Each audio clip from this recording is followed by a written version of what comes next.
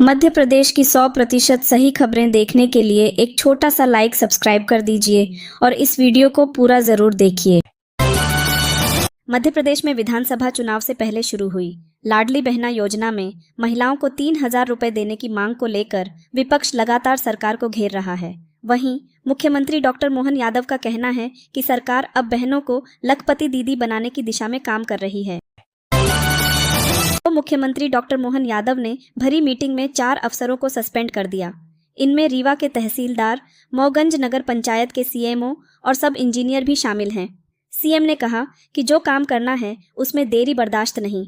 CM ने FIR दर्ज नहीं करने के मामले में सिवनी के टीआई और एसडीओपी को भी नोटिस जारी करने के निर्देश दिए हैं। उज्जैन में 30 मार्च को गुड़ी पड़वा के अवसर पर शिप्रा नदी के रामघाट पर 1000 ड्रोन के जरिए भगवान महाकाल, भगवान श्री कृष्ण और सम्राट विक्रमादित्य की भव्य आकृतियां बनाई जाएंगी। मध्य प्रदेश में यह पहला अवसर होगा जब इतनी बड़ी संख्या में ड्रोन का फॉर्मेशन लोगों को देखने को मिलेगा। इस दौरान आकाश में ही आगामी सिंहस्थ 2028 के लिए तैयार किए गए एंथम सॉन्ग को भी रिलीज किया जाएगा। मध्य प्रदेश में अप्रैल की शुरुआत हल्की बारिश के साथ हो सकती है। मौसम विभाग ने 1 अप्रैल को भोपाल, इंदौर, नर्मदापुरम और जबलपुर संभाग के 13 जिलों में मौसम के बदलने का अनुमान जताया है। आईपीएल से अपनी पहचान बनाने वाले हार्दिक पांड्या का नाम आज दुनिया के बेहतरीन ऑलराउंडर्स में शुमार है। यहां तक पहुंचने के लिए उन्होंने काफी स्ट्रगल किया। हार्दिक का बचपन तंगी में बीता। बैट खरीदने के लिए पैसे नहीं होते, लेकिन मेहनत के दम पर हार्दिक ने आईपीएल में जगह बनाई। 2015 में मुंबई इंडियंस ने उन्हें 10 लाख रुपए में खरीदा। इसके बाद हार्दिक ने कभी पीछे मुड़कर नहीं देखा। आज वह 95 करोड़ से ज्यादा की संपत्ति के मालिक हैं। मध्य प्रदेश में फर्जी दिव्यांगता सर्टिफिकेट बनाकर एक्सीडेंट क्लेम लेने के बढ़ते मामलों की जांच के लिए हाईकोर्ट ने डीजीपी को एसआईटी गठित कर जांच के निर्देश दिए हैं। दरअसल छिंदवाड़ा के रहने वाले राकेश वल्तिया ने दिव्यांगता का फर्जी सर्टिफिकेट लगाकर बीमा क्लेम लेने की कोशिश की थी।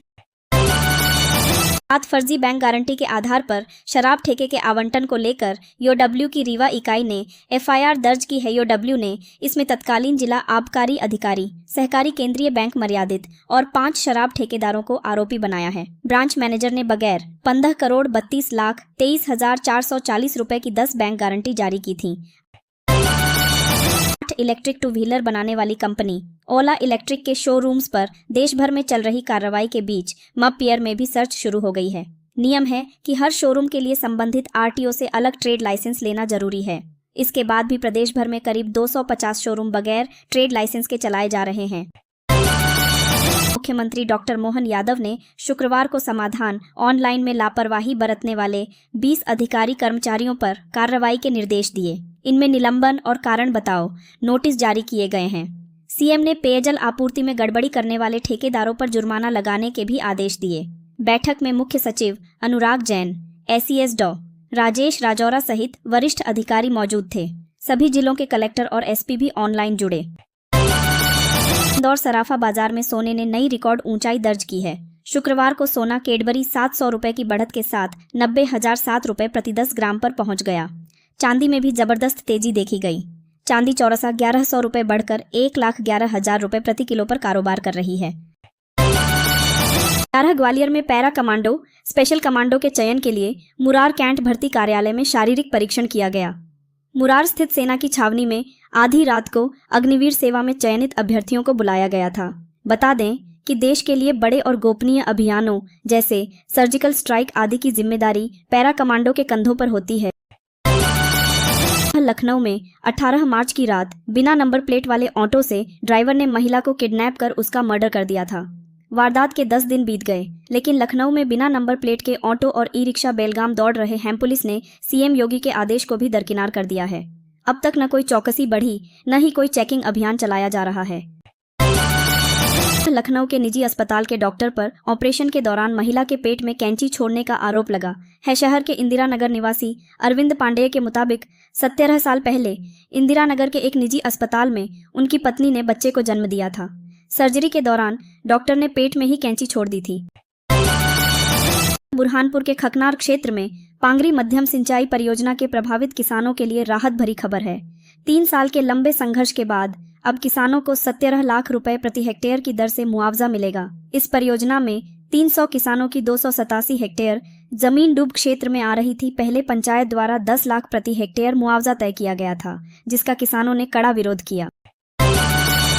मप्र सरकार के जनजातीय कार्य विभाग मंत्री विजय शाह की एक नोटशीट पर राजभवन सचिवालय की जनजातीय सेल में हुई विधि सलाहकार की नियुक्ति 7 दिन में रद्द हो गई। यह कार्रवाई सिर्फ इसलिए हुई क्योंकि नियुक्त विधि सलाहकार मंत्री के विरोधी परिवार से हैं, वह इंदौर संभाग की रहने वाली हैं।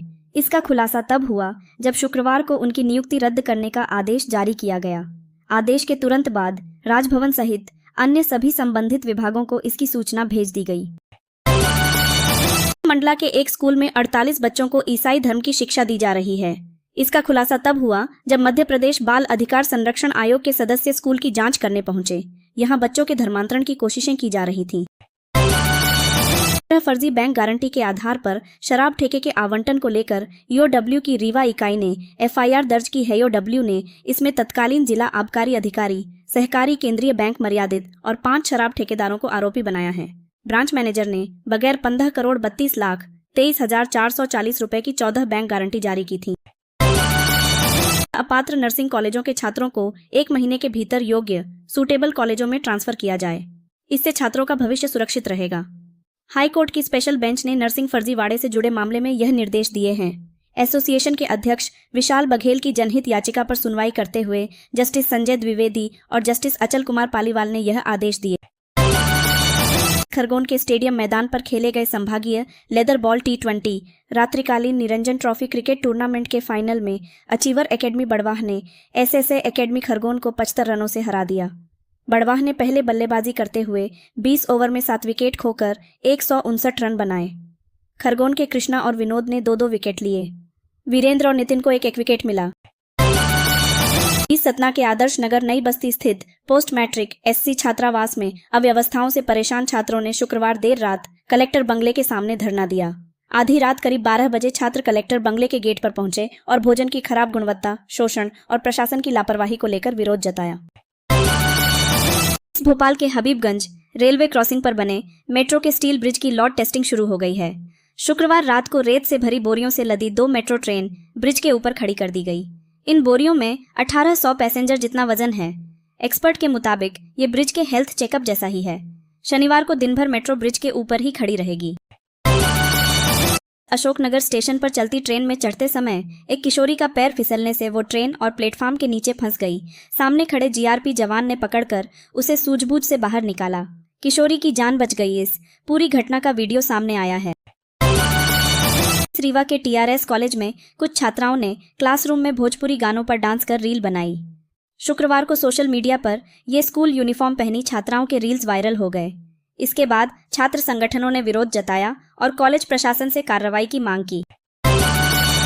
केंद्रीय मंत्री ज्योतिरादित्य सिंधिया ने शनिवार को अशोकनगर का दौरा किया। उन्होंने सबसे पहले राजमाता चौराहे पर राजमाता विजया राजे सिंधिया की प्रतिमा का अनावरण किया।